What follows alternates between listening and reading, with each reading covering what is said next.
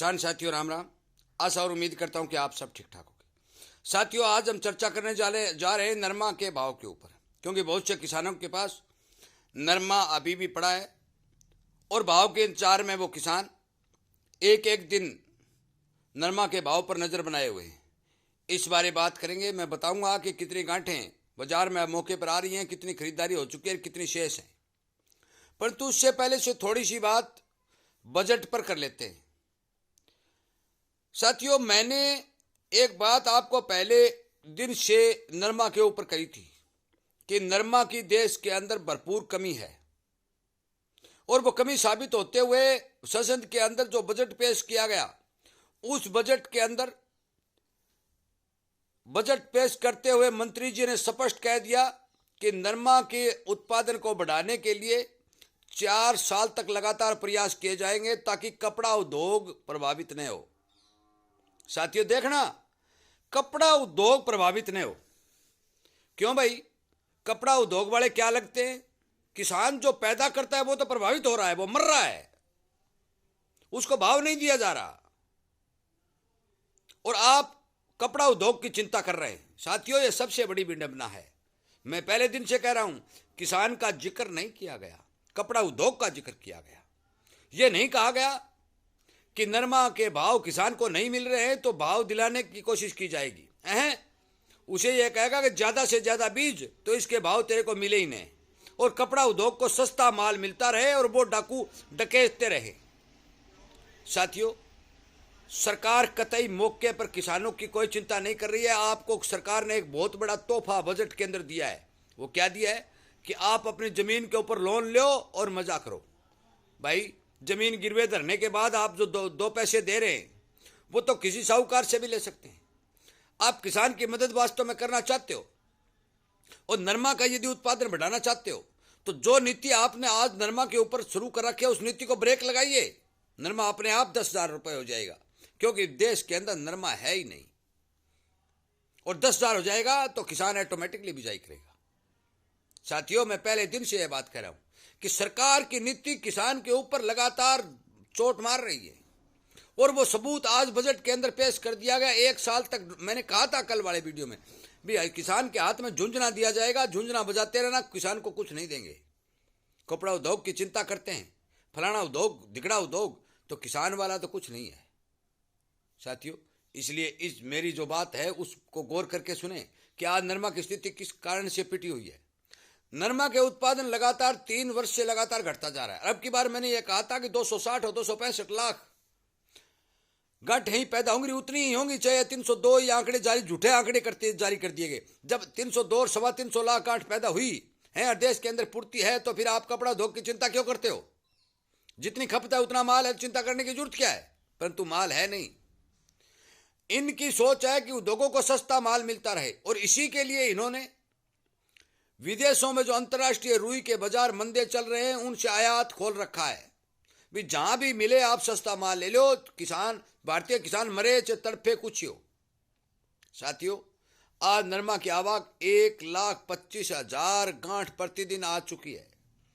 लगभग 200 लाख गांठ बाजार में आकर बिक चुकी है।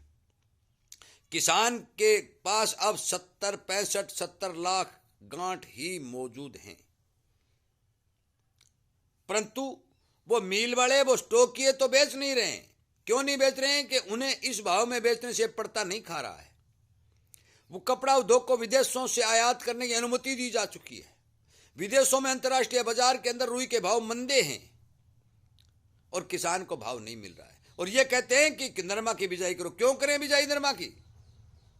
7,000 और 6,800 रुपए में नरमा का खर्चा पूरा नहीं होता तो किसान क्यों करे बिजाई? साथियों मैंने पहले दिन से कहा था कि नरमा के फंडामेंटल मजबूत है, नरमा की भरपूर कमी दिखाई दे रही है।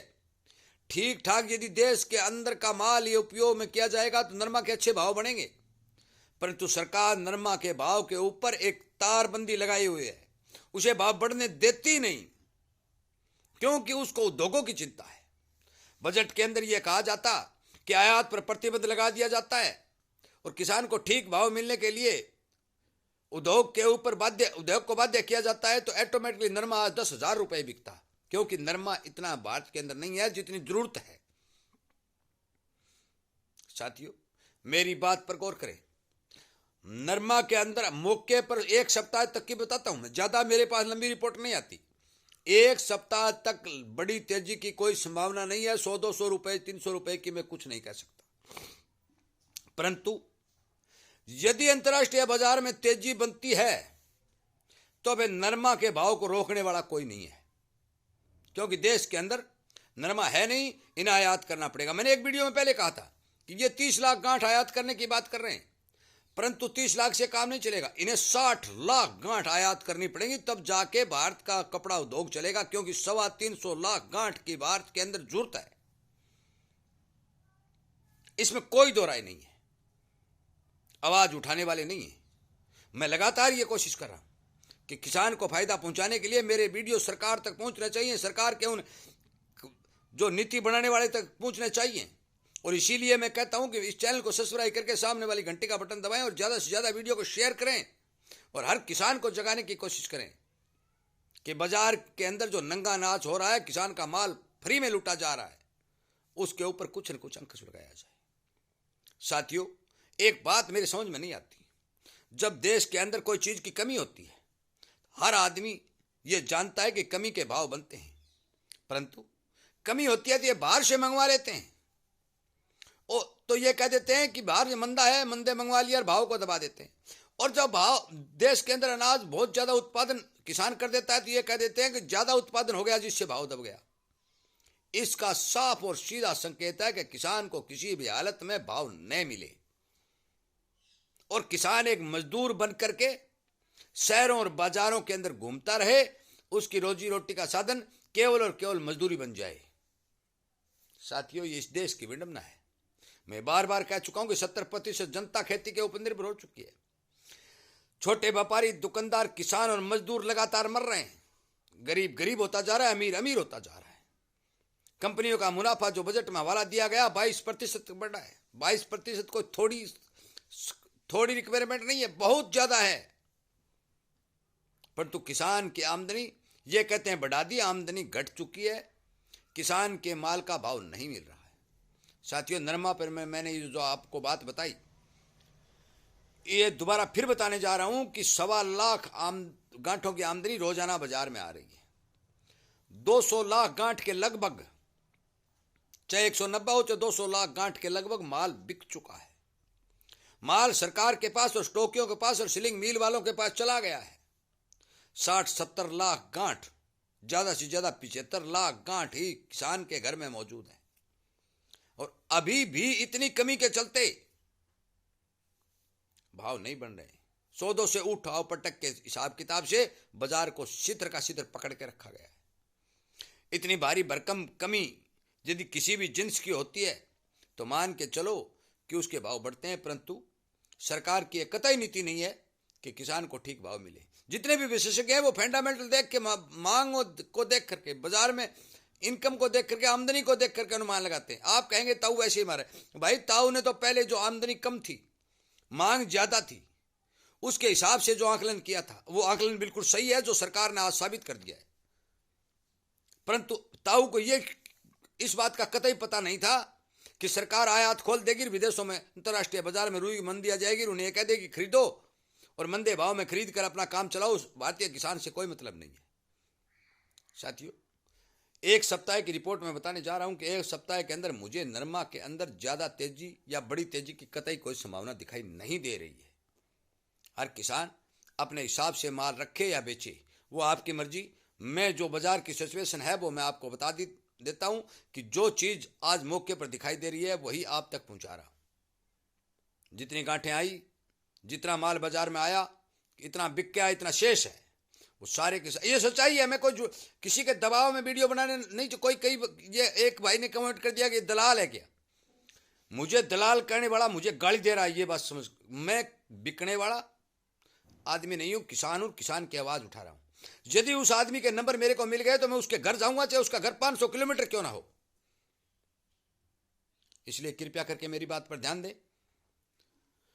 अपने हिसाब से, अपने बजट के हिसाब से माल बाजार में सेल करें।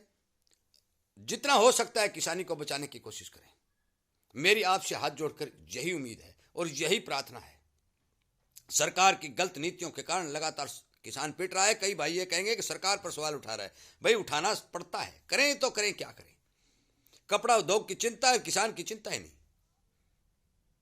इसलिए मेरे इस वीडियो को ज़्यादा से ज़्यादा शेयर करें।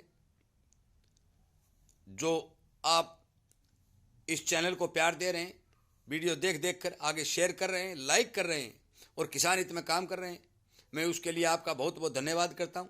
और मैं उम्मीद करता हूं कि आप इसी तरह किसान के हित की बात देश के कोने कोने तक पहुंचाएंगे। इन्हीं शब्दों के साथ मैं वीडियो को विराम देते हुए मैं आपसे उम्मीद करूंगा कि आप मेरी बात पर जरूर ध्यान देंगे। जय हिंद।